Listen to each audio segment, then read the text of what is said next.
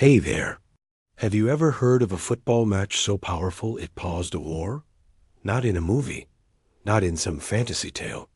I mean in real life. Bullets stopped flying, soldiers dropped their weapons, and two sides in a brutal civil war sat still, just to watch one man play football. That story?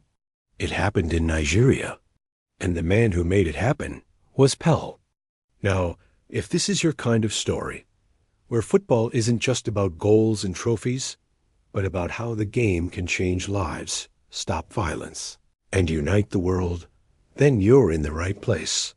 This is Sleepless Baller, where we explore the hidden, powerful, and sometimes unbelievable history behind the beautiful game.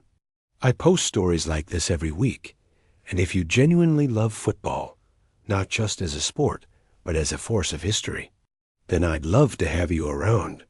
But only if you mean it. No pressure. Okay, let's get into it. The year is 1969. West Africa is in turmoil. Nigeria, the most populous country on the continent, is 2 years deep into one of the deadliest civil wars in African history. A conflict known as the Biafran War. It was a brutal, complex, ethnic-fueled battle that tore the country apart. Over 1 million people would eventually die, many from starvation, many more from bullets and bombs. The country was quite literally eating itself. In the middle of this chaos, life was unrecognizable. No one trusted anyone. Entire regions were cut off. People lived in fear. Civilians suffered the most. There was no such thing as normal. But strangely, amidst all of this darkness, something miraculous happened. Santos FC, a football club from Brazil, announced it would be playing a match in Lagos, Nigeria. And not just any match, a friendly exhibition. But this wasn't about the club. This wasn't about tactics or scorelines or competitions. This was about one man, Pelé. To understand what this meant, you have to realize, in 1969, Pelé wasn't just the best footballer on the planet. He was the most famous athlete alive, 2-time World Cup winner, a global celebrity, the face of football itself. Brazil's biggest export, not coffee, not oil, not samba, but Pelé. And somehow, against all odds, Pelé was coming to Nigeria. Now think about that for a second. A country ripping at the seams from internal war. Hundreds of thousands displaced. Entire towns destroyed. And in the midst of all this, Pelé steps onto Nigerian soil, not with a weapon, not with an army, but with a ball. That alone sounds insane, right? But what happened next is even more unbelievable. As soon as the news of the match broke, it spread like wildfire. Nigerian newspapers, radios, even word of mouth in the markets. Everyone was talking about it. There was confusion, disbelief, and a strange glimmer of hope. Could Pelé really be coming here? And if so, would it be safe? Would the war stop? Would people actually come together just for 90 minutes? The match was scheduled to be played in Lagos, the country's capital. While Lagos wasn't on the front line of the war, it was still surrounded by the heavy weight of conflict. The Nigerian military was everywhere. Checkpoints, guns, helicopters. Tension hung in the air like smoke. But when Pelé's plane landed, something shifted. People swarmed the airport, not in protest, not in fear, but in celebration. They waved flags. They danced. They chanted Pelé's name as if he was a god. Santos FC had arrived, and with it, maybe the briefest hope of peace. Even the soldiers were starstruck. Reports say men with guns dropped their arms just to get closer, to catch a glimpse of the king, and that's when something unprecedented happened. Both sides of the war, the federal government and the Biafran secessionists, reportedly agreed to a temporary ceasefire. Just for 48 hours. Just so the country could watch Pelé play football. That's the kind of moment that's hard to wrap your head around. No political summit had managed to stop the fighting. No foreign aid. No military threat. But Pell, with a pair of boots and a ball, managed to pause a war. Can you imagine what it must have felt like to be there? To walk through a city that had known nothing but fear, and suddenly hear the sound of a crowd, laughing, chanting, celebrating? To sit in a stadium next to someone who, days earlier, might have been your enemy? To forget the gunfire, even if only for a moment? The world had never seen anything like it. And this wasn't some sanitized FIFA-friendly match. This was raw. The stadium was overflowing. People climbed trees and fences just to peek inside. There was no internet, no replays, no phones to record it. If you wanted to witness it, you had to be there. That's how powerful Pell was. That's how powerful football could be.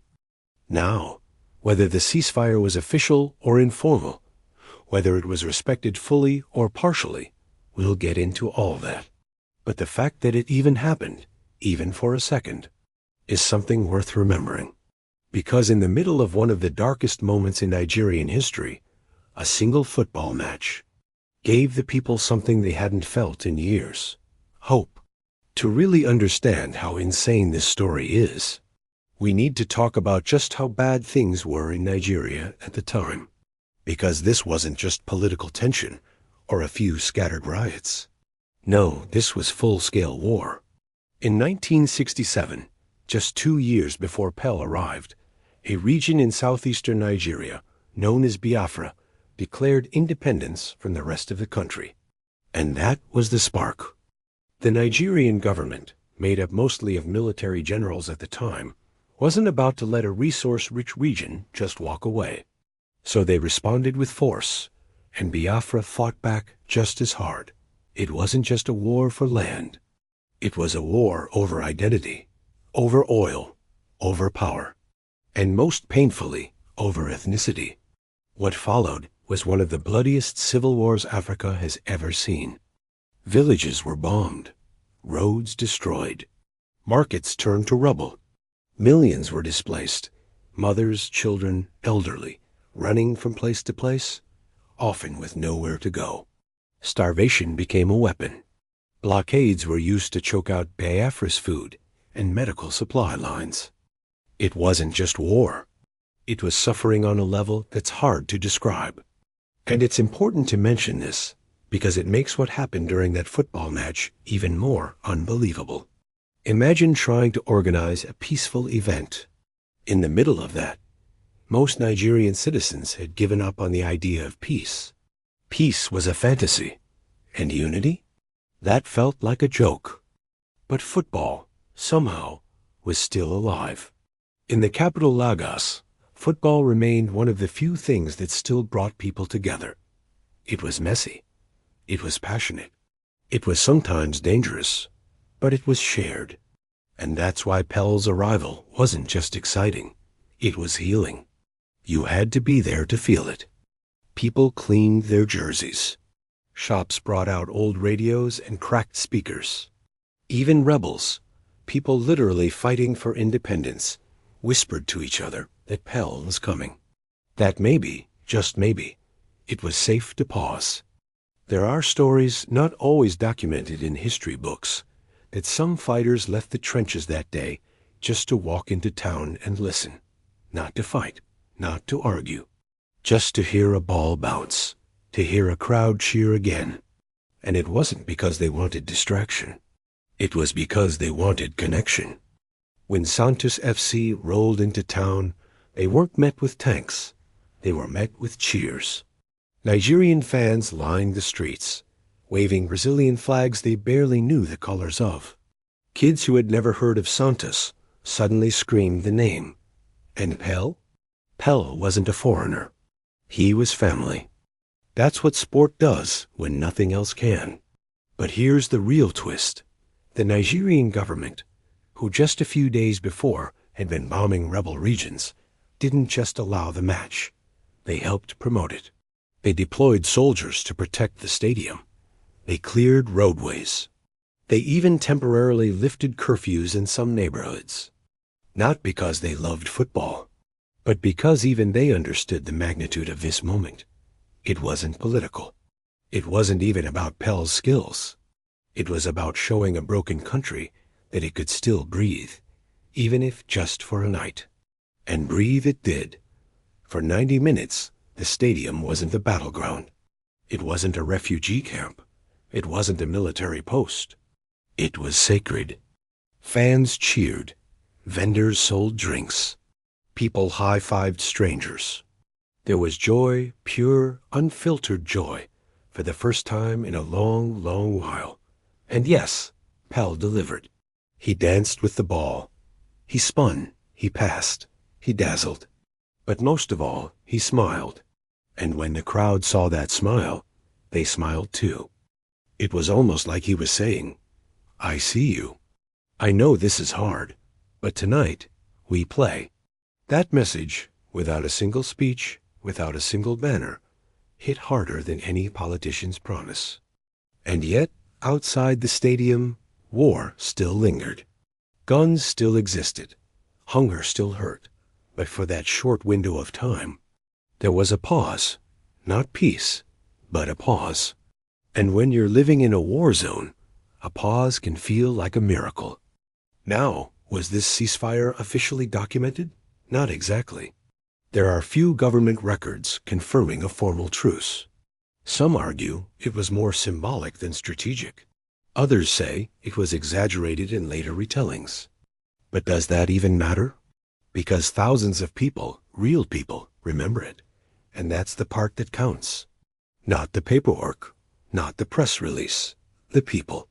The kids who saw Pell and believed in joy again.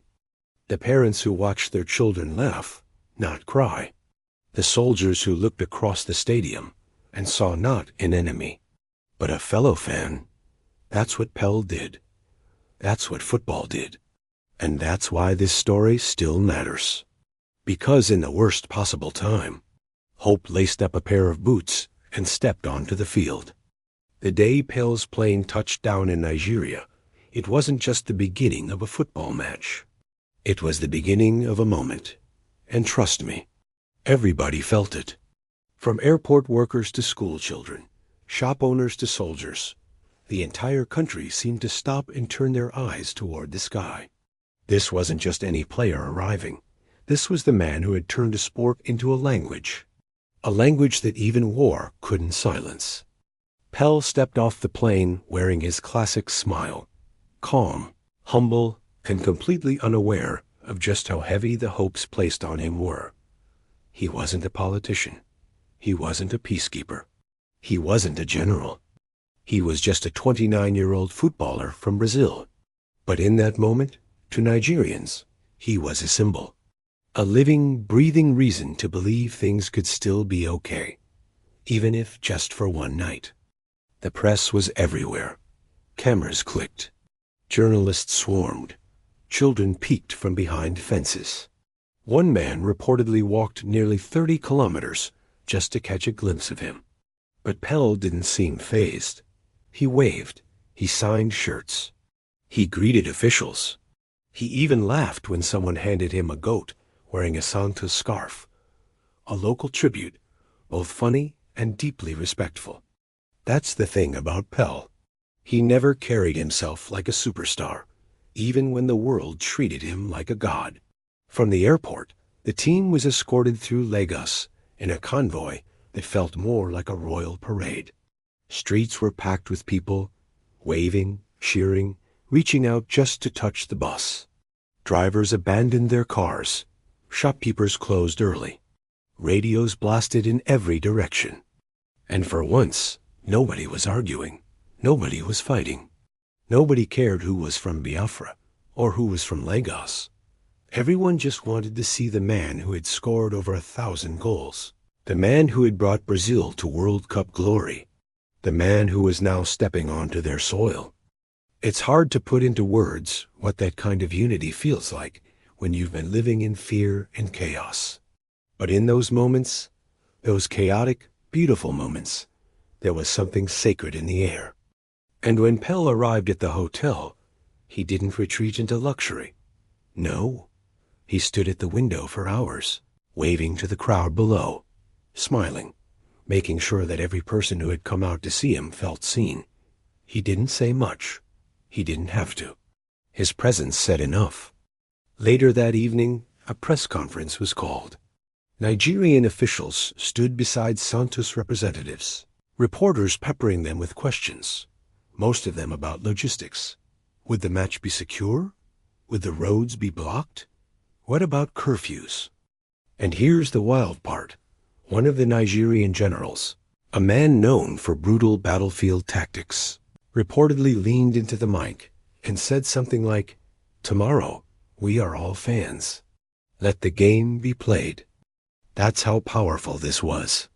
Even war-hardened generals were willing to stand down just to see Pelé play. The atmosphere in the country was unlike anything before. It was as if hope had put on cleats and decided to dribble past despair. But it wasn't just about the match anymore. It was about memory, about legacy, about one day, years from now, being able to say, "I was there. I saw him. I saw Nigeria pause." And maybe that's what made the whole thing so beautiful. It wasn't choreographed. It wasn't enforced. It was felt. From the inside out. And when the sun began to set that evening, painting the Lagos sky in hues of orange and gold, people didn't go home. They stayed. They waited, as if afraid that sleep would steal the magic away. It's easy, sometimes, to underestimate what a single human can mean to millions. But Pelé didn't just mean goals or trophies. He meant belief. And in a country torn to pieces, belief is more powerful than any army. By January 1969, the war had reached a terrifying rhythm. Gunfire was no longer shocking. It was expected. Entire families had learned to sleep through the sound of shells. Neighborhoods became ghost towns overnight. Markets, once alive with bargaining voices, were left hollow. The air smelled of smoke. Hope was slipping through the cracks.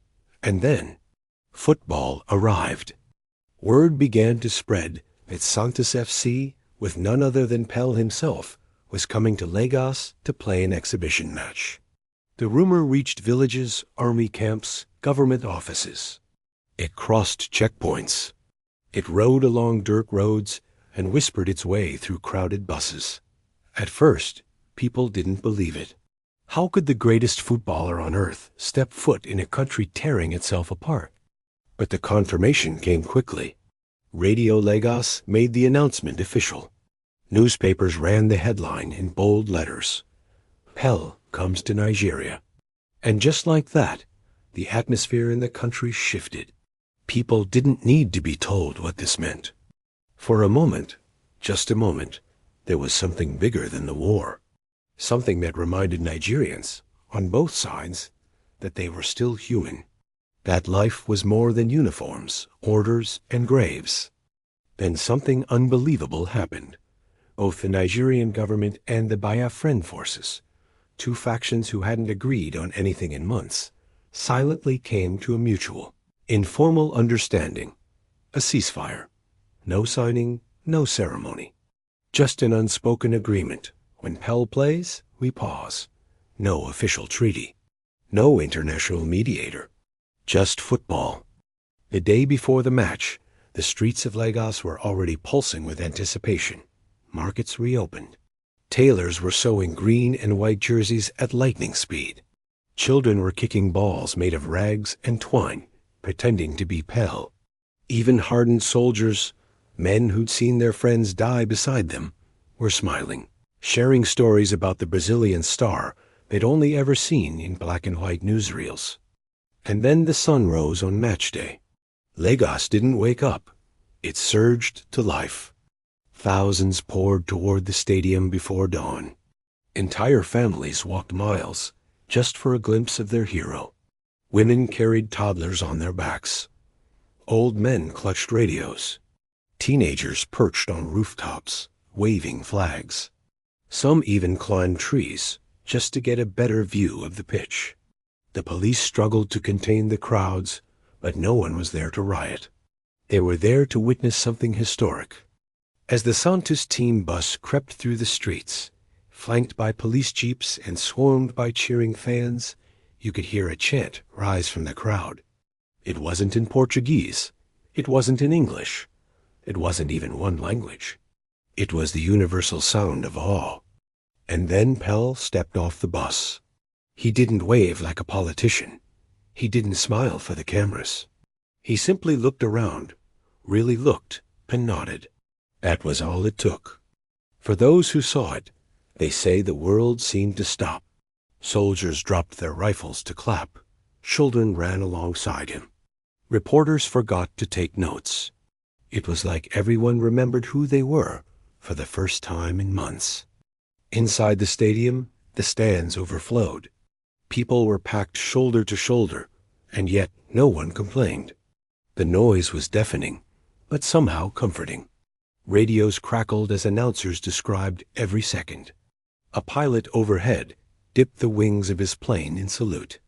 Then, in the final minutes before kickoff, a young man in military fatigues, not more than 20 years old, stepped toward the edge of the pitch. He pulled a folded piece of paper from his shirt pocket and tossed it gently onto the grass. It floated down like a feather. Pell walked over, picked it up. It was a clipping from an old sports magazine, faded, torn, but still legible. His face was on the cover. A smile tugged at the corner of his mouth.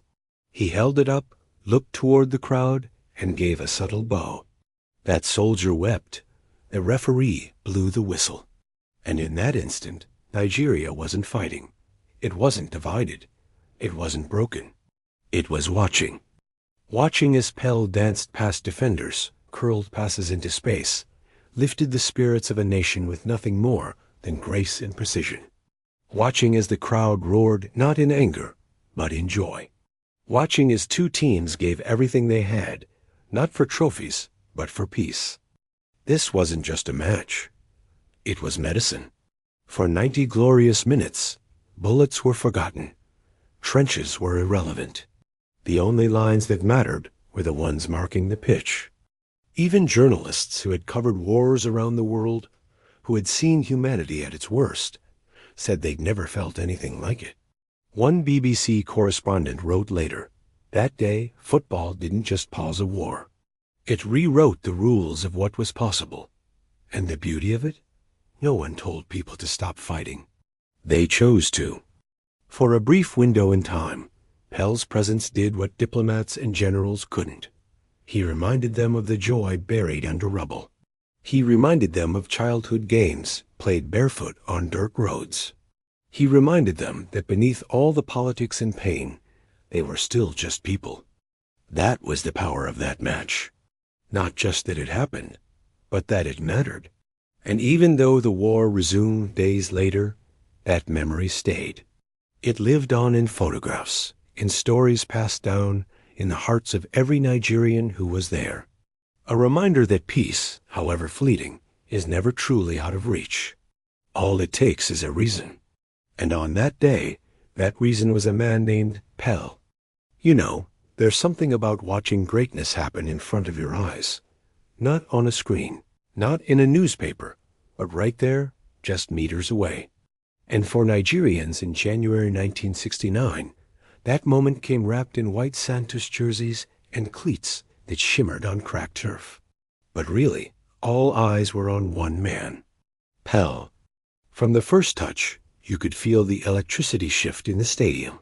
He wasn't just playing football. He was doing something sacred.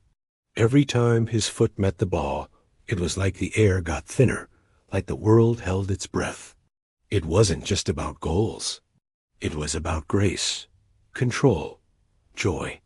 There's a moment people still talk about. It wasn't a goal. It wasn't even a shot.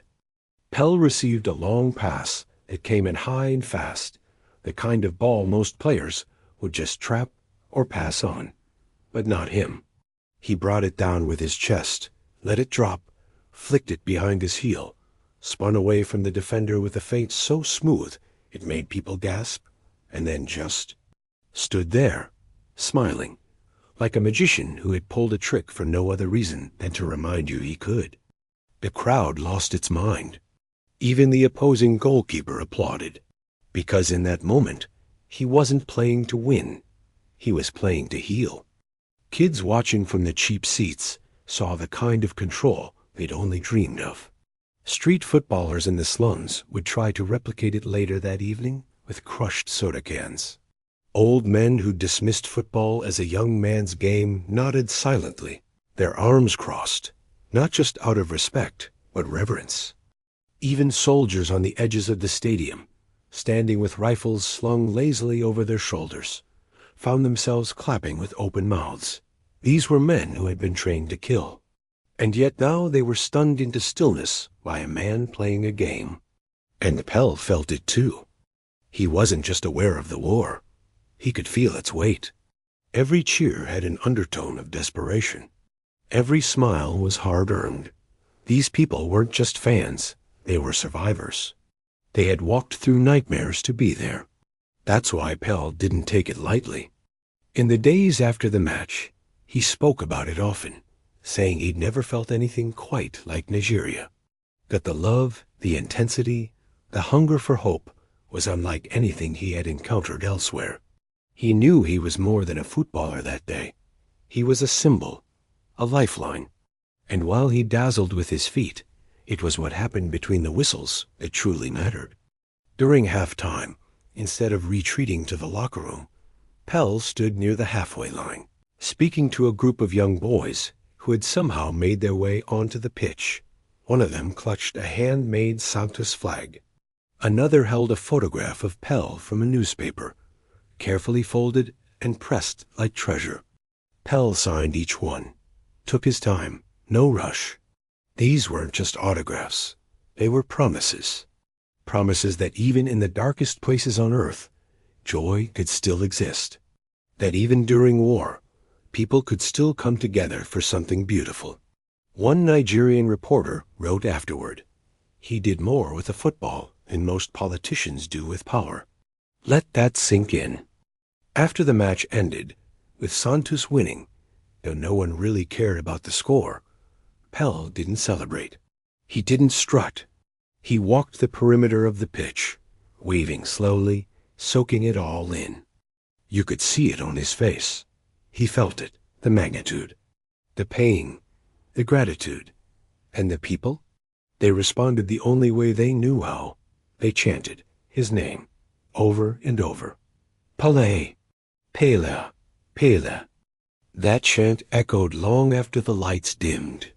Into the alleys, into the hills, into the homes where radios replayed the match in fragments, into the dreams of a generation that would grow up believing that peace, even temporary, was something worth chasing. And it wasn't just about Pell's skill. It was the way he carried it. He didn't demand adoration. He earned it. Through humility, through empathy, through sheer presence. This match, this moment, became something more. It became a story passed from father to son, mother to daughter. It became a lesson, a reminder, that in a world where men fire bullets over borders, sometimes it takes a ball to bring them back to their senses. And when Santos left Nigeria, they didn't just leave behind memories. They left behind a legacy. Football clubs saw surges in local sign-ups. Children begged for leather balls instead of plastic ones. And in some regions, short-lived but powerful peace treaties followed, all sparked by that one afternoon where the world seemed to pause. You see, this wasn't just about stopping a war for a day. It was about proving that people could choose peace, that they could choose joy, and that they could choose to believe in something or someone greater than their fear. That someone, on that day, was Pell. When the final whistle blew and Pell's cleats took their last steps on Nigerian soil, something strange happened. There was no gunfire, no shouting in the streets, no sudden return to fear. Instead, there was quiet. That kind of quiet that only follows something powerful, like the silence after a church choir finishes a song that made you cry without knowing why. A silence that's not empty, but full of meaning, full of breath, full of the simple truth that For a few brief hours, Nigeria had felt peace again. And I want you to pause for a second and really think about that, because peace wasn't normal. For months, people had woken up to news of bombings, of schools turned into barracks, of friends who vanished after walking the wrong road. It wasn't just a war between armies. It was a war that seeped into homes, into marriages, into prayers. So when Santos boarded that plane and the stadium began to empty, Nigerians didn't just return to life as usual. They held on to the moment. In Lagos, a group of young boys reenacted Pelé's plays with bottle caps and rolled-up socks on a dirt road still littered with conflict posters. They laughed until their ribs hurt. And for that brief moment, the war didn't matter. In the markets, traders who had once accused each other of being from the wrong side shared stories of the match while selling maize and cassava. They argued, but not about tribes, about football. Did you see that pass? That flick? That goalkeeper didn't even try. And in homes, even in those still missing fathers or sons, people found themselves smiling again. Not because the pain had disappeared, but because something had reminded them they were more than that pain. That reminder had worn jersey number 10, but this peace, it wasn't built to last. You probably knew that already. Just 3 days after Santos left, the Nigerian army resumed its campaign. The Biafran soldiers responded in kind. Artillery fire echoed again through the eastern region. Roads became dangerous. The checkpoints returned. The war was back. But something had changed. Because for those few days, Nigerians had glimpsed something better, something worth dreaming of. And that glimpse planted a seed, not just in fans, but in young journalists, in future leaders, in children who had seen a different kind of hero. And they didn't forget. Years later, in interviews, some of those same kids would grow up to become political voices, activists, athletes. And they all told the same story about the day Pelé came to Nigeria, about the match that stopped the war. They weren't naive. They knew it didn't fix everything, but it showed them something, that even in the bloodiest of times, people could lay down their arms, even briefly, for something beautiful. That joy could still compete with hate. That matters more than you think, because wars aren't just fought with weapons. They're fought with stories. And the more stories people have about pain, betrayal, and death, the harder it becomes to imagine peace. But the story of Pelé in Nigeria, that became a counter-narrative, a story that whispered, there's another way. And let me tell you, that kind of story, that's a kind of power too. Even today, if you walk through certain communities in Lagos or Enugu and mention the Pelé match, older folks will pause, they'll smile, some will close their eyes. Not because they're forgetting, but because they remember so clearly. The calm, the awe, the joy. And it's not just about Pelé anymore. It's about what he represented. Unity, grace, the idea that talent, when paired with humility, could do what guns could not. And this is where we have to talk about football, not just as a sport, but as a language, one that transcends tribal lines, politics, religion. In Nigeria, where divisions had been deepened by colonial borders and post-independence chaos, football became a shared dialect. And Pelé? He spoke it fluently. He wasn't Igbo or Hausa. He wasn't from the north or the south. He was Pelé. And that made him everyone's. That's why his presence didn't just silence guns. It silenced bias, even if only for a moment. It reminded people that they wanted peace. That maybe, just maybe, they deserved it. And you know what? That realization matters. Because revolutions don't start with weapons. They start with people deciding they've had enough, that they're tired of fighting, that they miss laughter, that they want to see their kids smile more often than they cry. And if a footballer can remind a country of that truth, then maybe football isn't just a game. Maybe, on the right day, in the right place, with the right player, it's a kind of medicine. That's what Pelé gave Nigeria. Not just a match, not just a win, but a pause, a chance to remember who they were before the war told them otherwise. And for that, even now, decades later, they're still grateful. You'd think that a moment as powerful as Pelé's visit might have changed the direction of the war. That maybe, just maybe, it would have inspired some kind of truce or opened new doors for peace talks. But sadly, the guns didn't stay silent for long. The Biafran war-harsh, bloody, unforgiving marched on. And this is where the story takes a turn. Not because Pelé failed, but because peace alone was never the problem. The deeper wounds, ethnic divisions, colonial scars, political greed couldn't be healed by even the greatest player on earth. Still, in the middle of this chaos, Pelé did something almost unheard of. He walked through the fire and came out untouched. Let me explain. At the time, Nigeria was a powder keg. Everything, every word, every movement, every symbol could be interpreted as a threat. Foreign diplomats were being withdrawn. Journalists were going missing. Aid workers needed armed escorts. It was not a place for tourists, let alone celebrities. And yet, there was Pelé, laughing with children in Lagos, waving at crowds in Benin City, scoring goals in packed stadiums. It was surreal, almost absurd. It was like watching someone step into a burning building wearing nothing but charm. And somehow, the flames backed off. Why? Because Pelé wasn't just a footballer.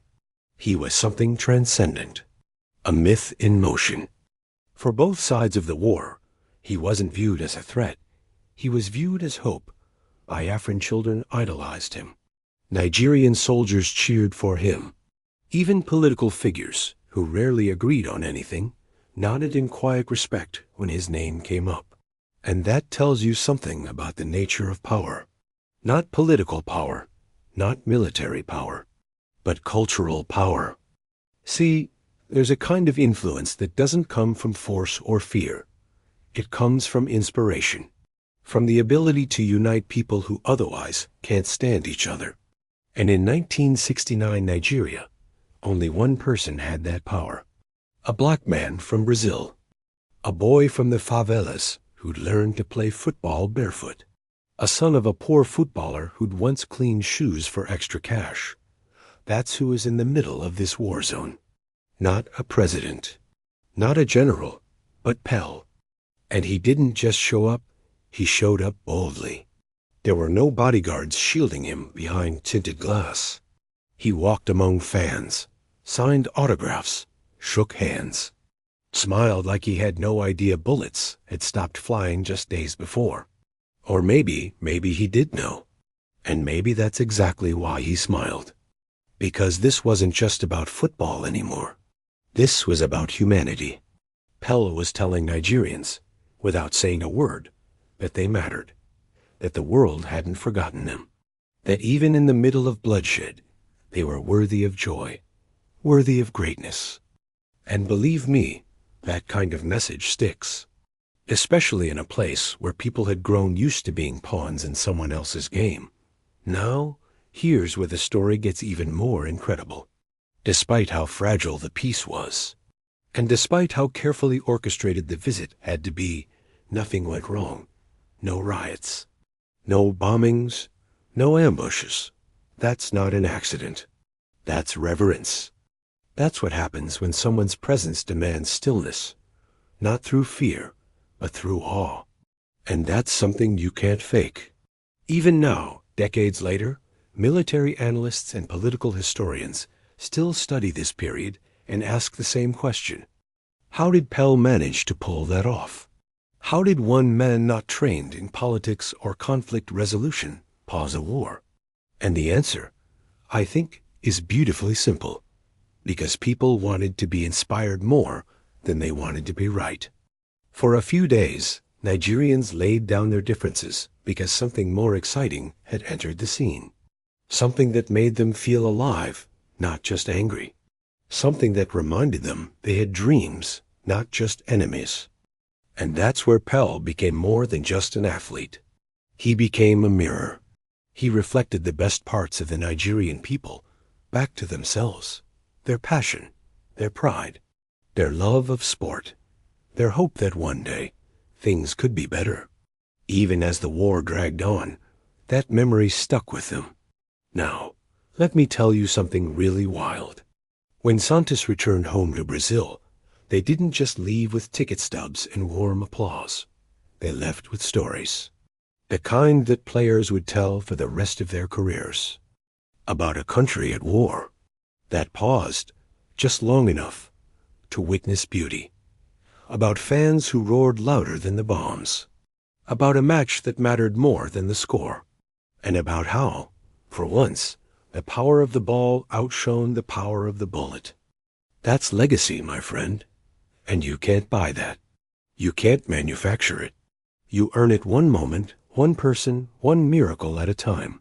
Pell didn't try to stop the war, but somehow, just by being who he was, he did.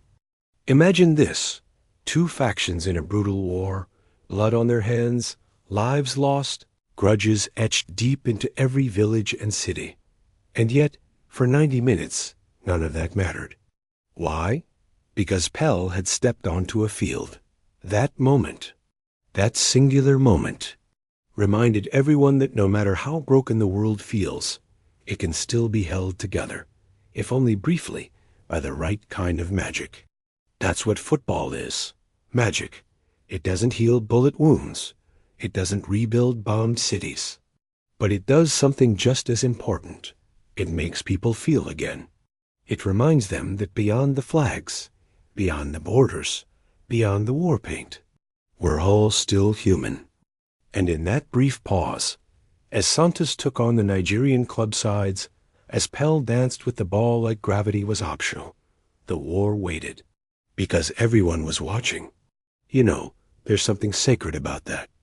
Not just the game, but the shared silence that falls over a crowd when greatness is unfolding. No one dares blink. No one checks their watch. It's like time itself forgets to move forward. That's what Pell brought to Nigeria. Not just entertainment, but reverence. And for the people in those stadiums, for the little boys sitting on their father's shoulders, for the women in colorful wrappers cheering like their lives depended on it, this wasn't just a football match. It was a miracle. Something divine had entered their war-torn world, and they didn't want to miss a second. What's so extraordinary is how effortless Pell made it look. He wasn't just dribbling past defenders. He was floating. He wasn't just scoring goals. He was painting them. To this day, the footage is hard to find. No drones, no replays. No commentary booths. Just word of mouth, grainy memories, and legends passed down like folklore. But that almost makes it more powerful, doesn't it? The fact that the match exists mostly in memory, mostly in myth, it turns the whole thing into something spiritual. Pell in Nigeria is less of an event and more of a feeling. And here's what no one talks about enough: the timing. It's not like Pell came to Nigeria on a press tour. This wasn't a calculated PR move. The Santos tour happened in the middle of the war, when most people, especially foreigners, were running in the opposite direction. But Pell came anyway, and the country, bruised, battered, and barely holding together, did something it hadn't done in a long time. It smiled. For a few days, Nigeria wasn't a battlefield. It was a football pitch. And you better believe it stayed with people. Years later, you'll still find old men in Lagos or Port Harcourt who remember the day Pell came. Their eyes will light up. Their voices will soften. And they'll tell you that for just a moment, everything made sense. That's legacy. That's power. Not the kind that comes with armies or elections, but the kind that lives in the soul of a country long after the headlines fade. Now, let's zoom out for a second. When you think about global icons, real icons, how many can you name that have literally stopped a war? Not metaphorically, not symbolically, but actually? Pell sits in that category almost alone.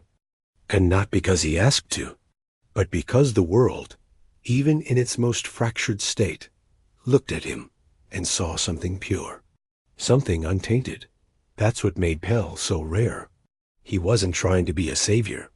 He just wanted to play, to share joy, to be brilliant in front of people who needed something beautiful to believe in. And somehow that was enough. Now let's not romanticize it too much. The war came back. The ceasefire was temporary. The suffering didn't vanish because of a football match. But for the people who lived through that era, those days when the boots hit the pitch instead of the battlefield, they mattered. They mattered deeply. And they're still remembered, decades later, as proof that even in our darkest hours, light can still break through the cracks. That even in a war-torn world, you can still hear the crowd roar. That sometimes, just sometimes, a ball is stronger than a bullet. And it wasn't the match that changed Nigeria. It was the feeling. That feeling of sitting next to someone you might otherwise fear or hate, both of you leaning forward as Pell makes magic happen with the flick of his ankle. That feeling of cheering not for your side, but for humanity. It's why stories like this matter. Why they're more than just history. They're medicine. Because they remind us of the kind of world we could have. If we chose connection over conflict. If we chose the game over the war. If we chose Pell over politics. That was the gift Pell gave to Nigeria in 1969. And it's one we should never forget. When Pell left Nigeria, the silence was deafening. The streets that had pulsed with laughter and song just days before fell back into the rhythm of war. The ceasefire, as beautiful as it was, didn't last. The Biafran conflict resumed, and so did the heartbreak. But something had changed. Even if it didn't stop the bullets for good, Pell's visit left a mark. Not just on the soil he stepped on, but on the soul of the nation. You see, there's a certain kind of ache that comes after witnessing peace in the middle of chaos. It's not like the pain before. It's sharper, heavier, because now you know what could be. And losing that feeling hurts even more. For a brief, fleeting moment, Nigeria got a taste of unity. A shared joy. A collective gasp at Pell's dribble. A synchronized cheer at his goal. A stadium full of strangers moving as one heartbeat. Then, silence. Then, war. And it's that emotional whiplash, that sudden crash from hope back to horror, that stayed with people the most. Because once you've seen the world stand still for a football match, it's impossible to look at the bombs the same way again. It's easy for the rest of the world to look back and reduce it to a headline. Pell stopped a war for 48 hours. But it wasn't just a blip in history. It was a mirror. It showed Nigeria something it desperately needed to see, that even in its most divided hour, it was still capable of unity. That maybe the people weren't as far apart as their leaders made it seem. That maybe, just maybe, the sound of a whistle could drown out the sound of gunfire. And that changes a country, not overnight, not magically, but deeply. Because in the years that followed, as the war came to its tragic close, and as Nigeria struggled to heal from the wounds left behind, people remembered. Not the match itself, not the score or the tactics, or who started on the wing, but the feeling of standing shoulder to shoulder with someone you never thought you could trust, and both of you clapping for the same moment of brilliance. That kind of memory doesn't fade. It lives in the songs, in the stories passed down by fathers and grandmothers, in the neighborhoods where boys still kick balls made of rolled-up plastic bags and say, "I'm Pell." It lives in the dreams of a country still wrestling with its own identity, still asking itself how it got so divided and how it could one day come together again. It lives in the belief that something as simple as a game can still carry sacred power. And this is what makes Pel's visit so unforgettable. It wasn't what he did on the pitch. It was what he ignited off it. Hope, that's the real legacy. The matches ended. The teens flew home. The war resumed. But in the hearts of millions, a question lingered. If a football match could bring peace, even temporarily, what else could we change if we really tried? What if our leaders played chess instead of war? What if our battles were waged on pitches, not in trenches? What if our heroes wore jerseys, not uniforms? Pel didn't come to Nigeria to answer those questions, but he made people ask them. And that might be the most powerful thing he ever did. Because when a country torn by bloodshed starts wondering about peace, even for a moment, that's when the healing begins. Not with treaties, not with speeches, but with questions. Quiet, powerful, soul-searching questions that start with a child asking, why did they stop fighting? When Pel came, and a parent whispering back, because for once, they had something beautiful to watch instead. That's the kind of answer that can change generations. So here we are, at the end of a story that almost sounds like a myth, but wasn't. It happened, in the middle of a brutal civil war, where brothers turned against brothers, where villages were burned and lives were shattered. A football match brought peace, even if just for 48 hours, even if just in a few cities. It still happened, and that alone makes this story worth telling. Because in a world constantly trying to convince us that violence is inevitable, that bloodshed is human nature, that war is the price of disagreement, this moment, this match, whispers back something different, something gentler, something truer, that sometimes all it takes is a game played with a round ball on a patch of grass by a man who didn't speak the language, but who knew how to move like poetry. Pel didn't come to Nigeria to stop a war. He wasn't a politician, or a preacher, or a peacekeeper. He was just a footballer. But maybe that's why it worked. Because when you're not trying to fix the world, just trying to share your gift with it, sometimes that's when the world actually listens. Think about that. In a place where gunshots had become part of the background noise, the sound of a stadium cheering was enough to make people put their weapons down. Even the soldiers wanted to watch. Even the rebels wanted a glimpse. Because war might divide us, but greatness has a way of making us forget what side we're on. That's what Pel carried with him. He didn't wear armor. He didn't make speeches. He just played. And in doing so, reminded millions what it feels like to celebrate together, even if just for a moment, even if just for a match. And maybe that's the lesson here. We don't always need louder voices. Sometimes we need clearer ones, voices that cut through the noise, not with anger, not with politics, but with beauty, with art, with joy, with football. Because when the right person steps onto the field, and the ball is at their feet, and the whole world is watching, that's when the magic happens. That's when people remember what it feels like to be human.